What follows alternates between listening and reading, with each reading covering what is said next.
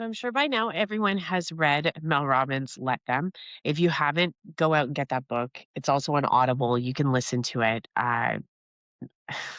It is really simple, and as you listen to it, you're like, "This makes a lot of sense." It's really a valuable tool for everybody to have in their arsenal as, like, a human. When I think about it in relation to the mortgage industry, I think a lot about letting people make mistakes.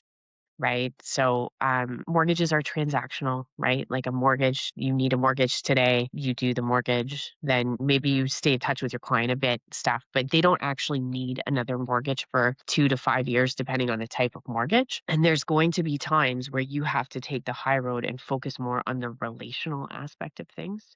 Right. There's going to be times where you tell someone to sell a house and they go and get a private mortgage from someone else.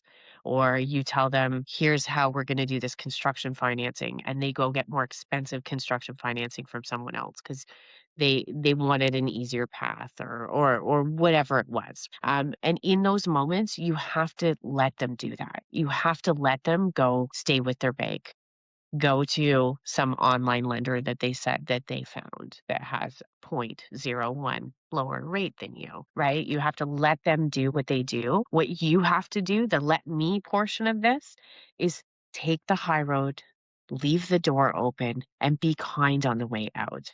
Because we see this often that clients think they're making the right decision.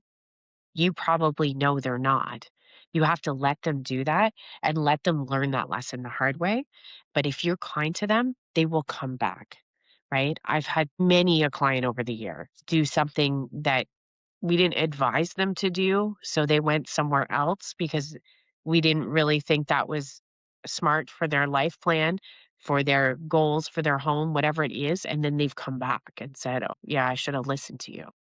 They won't come back if you don't leave the door open and you're not kind on the way out. So the part that we can control, that let me piece, is being okay with it.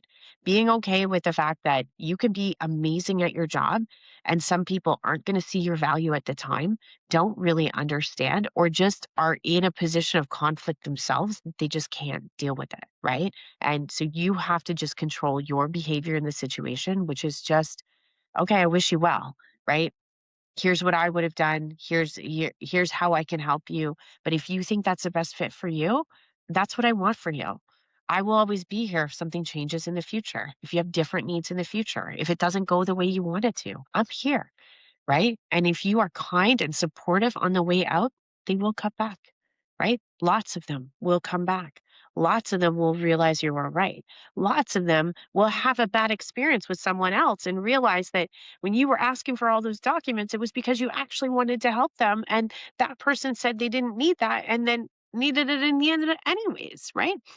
So you need to make sure that you are just controlling what you can do in that situation. Don't get upset, accept it and move on in a positive way and leave that door open always. Red carpet on the way in, red carpet on the way out will serve you a lot across your mortgage career.